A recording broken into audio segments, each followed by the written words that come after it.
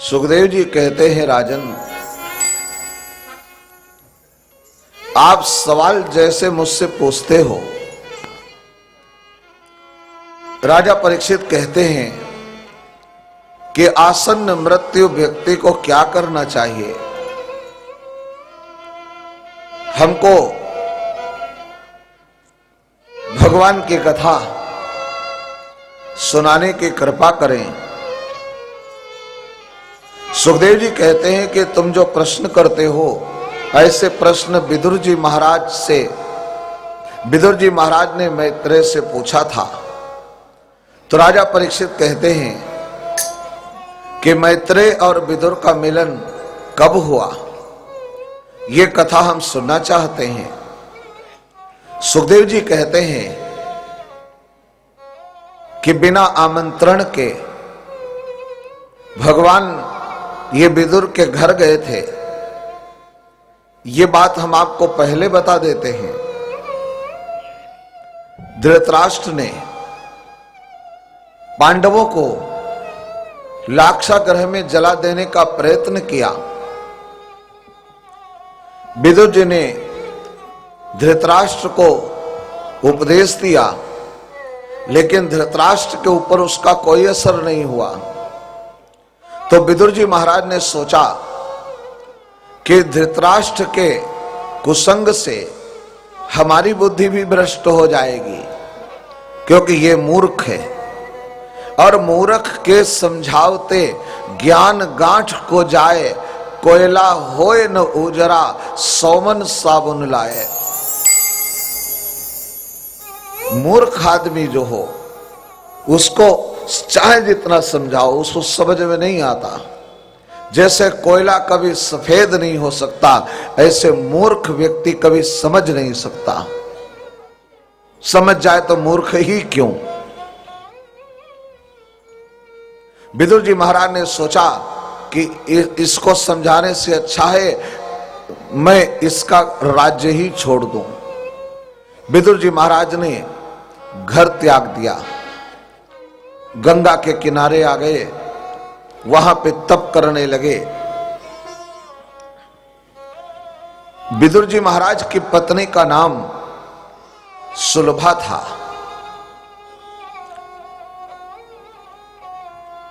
विदुर जी तो पहले से ही तपस्वियों का जैसा जीवन व्यतीत करते थे।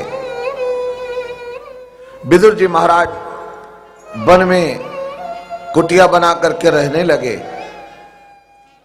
हर रोज 3 घंटे कृष्ण कथा करें, 3 घंटे सेवा करें, 3 घंटे ध्यान करें, 3 घंटे कीर्तन करें और 3 घंटे प्रभु की सेवा। तो ये 12 साल बीत गए गंगा के तट पर रहते रहते। और एक दिन विदुर जी महाराज वो गांव में गए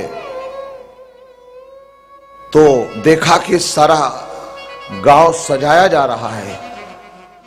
तो लोगों से पूछा कि ये क्या हो रहा है, किसके स्वागत की तैयारियां चल रही हैं। तो लोगों ने कहा कि आपको पता नहीं, द्वारका से श्री कृष्ण आ रहे हैं। तो विदुर जी जब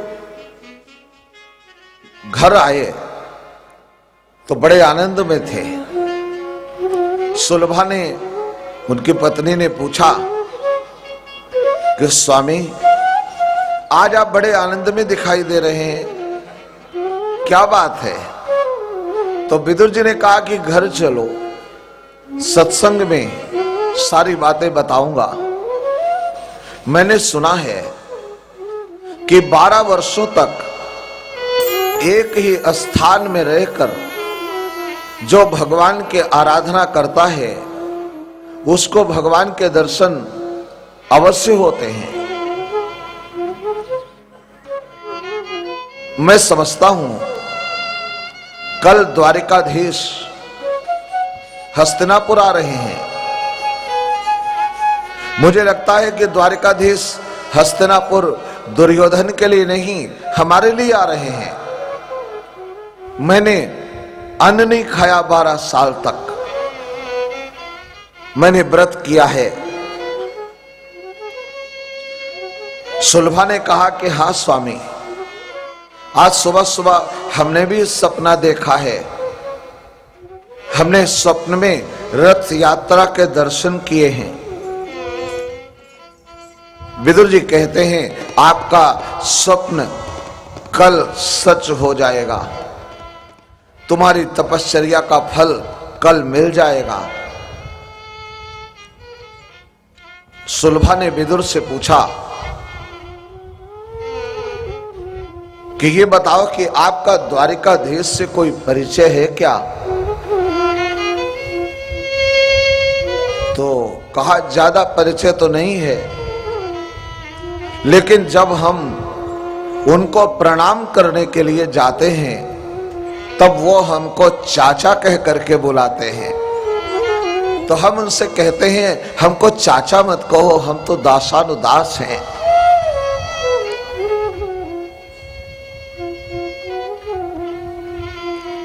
तो सुलभा ने कहा कि हम तो रोज भावना से भोग लगाते हैं, आप ऐसा करो ना, आज उनके दर्शन कराओ और उनको अपने घर में आने के लिए आमंत्रण दे दो। वो हमारे घर में आएंगे, हमारे घर भोजन करेंगे तो हमको बड़ा आनंद होगा। तो विदुर जी महाराज ने कहा कि सुलभा, अगर हम उनको आमंत्रण देने जाएंगे तो हमारे आमंत्रण को वो मना तो नहीं करेंगे, लेकिन हमारे घर में आने से उनको बड़ा कष्ट होगा। हमारे जो प्रभु हैं, द्वारिकाधीश हैं, वो 56 प्रकार के भोगों का प्राशन करते हैं, बहुत बड़े राजप्रसाद में रहते हैं। हमारी कुटिया तो बहुत छोटी है और इस छोटी सी कुटिया में हम उनका स्वागत कैसे कर सकेंगे? नहीं नहीं, वो अगर आएंगे तो उनके आने से हमको तो बड़ा आनंद होगा, लेकिन हमारे प्रभु को बहुत कष्ट होगा। और अपने सुख के लिए हम भगवान को कष्ट नहीं देना चाहते। भक्त जो अपने सुख के लिए भगवान को कष्ट नहीं देता, इसी को हमारे यहां पुष्टि भक्ति कहा जाता है। यही पुष्टि भक्ति है। सुलभा ने कहा ठीक है, हमारे पास राजप्रसाद न सही, बड़े बड़े भोग न सही, पर सच्चा प्रेम तो है मेरे हृदय में। आज हम उसी सच्चे हृदय से, सच्चे प्रेम से भगवान को बुलाएंगे।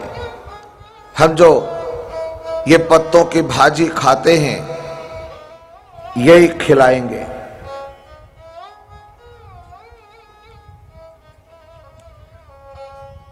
मैं गरीब हूं तो क्या हुआ? गरीब होना कोई अपराध नहीं है, पर गरीबी में भगवान को भूल जाना अपराध है। विदुर जी महाराज कहते हैं हमारे प्रभु राजभवन में जाएंगे, राजप्रसाद में, वहां सुख से रहेंगे। हमारे घर में उनको कष्ट होगा। मैं भगवान को यहां लाना नहीं चाहता। देवी, हमको लगता है कि हमारे कुछ पाप अभी बाकी हैं, इसीलिए द्वारिकाधीश आज हमारे यहां नहीं आ रहे। आज नहीं आएंगे, पर आज नहीं, कभी न कभी तो हमारे यहां जरूर आएंगे। पर हम उनको आमंत्रण दे देंगे, लेकिन वो हमारे घर में आए ये उम्मीद मत रखना, ये आशा मत करना। आज नहीं, कभी न कभी तो आएंगे। जो भक्त होता है वो हमेशा यही आशा रखता है कि आज नहीं कल भगवान हमारे यहां अवश्य आएंगे। मीराबाई थी, मीरा की एक सहेली थी, वीणा नाम था उसका। वीणा रोज गिरधर गोपाल को ऐसे हाथ में रखकर और रोज बातें किया करती। एक दिन वीणा ने मीरा से पूछा कि मीरा, तो ये गिरधर गोपाल को ऐसे हाथ में रख करके रोज बातें किया करती है, ये तेरे साथ बोलता है कभी? तो मीरा ने कहा कि ये नहीं बोलता है, ये आज नहीं बोलता है, ये 12 दिन में बोलेगा। और जो 12 दिन में न बोला तो हम भजन बढ़ाते जाएंगे, 1 साल में बोलेगा। 1 साल में भी न बोला तो हम सोचते हैं हमारे पाप बाकी हैं, ये 12 साल में बोलेगा। और एक बात सच बात कह दूं वीणा, अगर ये 12 साल में न बोला तो मेरा विश्वास है कि हमारे जीवन के अंतिम दिन ये अवश्य बोलेगा। और मेवाड़ से जब पत्र आया राणा का, तो वो पत्र ले जाकर के रख दिया द्वारिकाधीश के चरणों में। क्या आज्ञा है? तो जो मूर्ति आज तक जड़ थी वो सचेतन हो गई। द्वारिकाधीश बोले अब तो जाना ही पड़ेगा। तो मीरा मंदिर के बाहर जाने लगी तो वो मूर्ति खड़ी हो गई, द्वारिकाधीश खड़े हो गए। अब तेरा बाहर काम नहीं, चल तू हमारी गोदी में आ जा, तुझे अपने धाम ले चलते हैं। मीरा सशरीर स्वर्ग चली गई। वैष्णव इसी आशा पे जीता है, आज नहीं कल भगवान जरूर आएंगे। आज विदुर और सुलभा दर्शन करने के लिए निकले हैं। सुलभा सोचती है हमारे पति को बड़ा संकोच हो रहा है और हमारे पति ये नहीं कर पा रहे, न्योता नहीं दे पा रहे, चलो हम मन से दे देते हैं। अगले दिन विदुर सुलभा बाल कृष्ण की सेवा कर रहे हैं। सुलभा मना रही है, भगवान आप आ जाओ। विदुर ने कहा समय हो गया है सुलभा, चलो।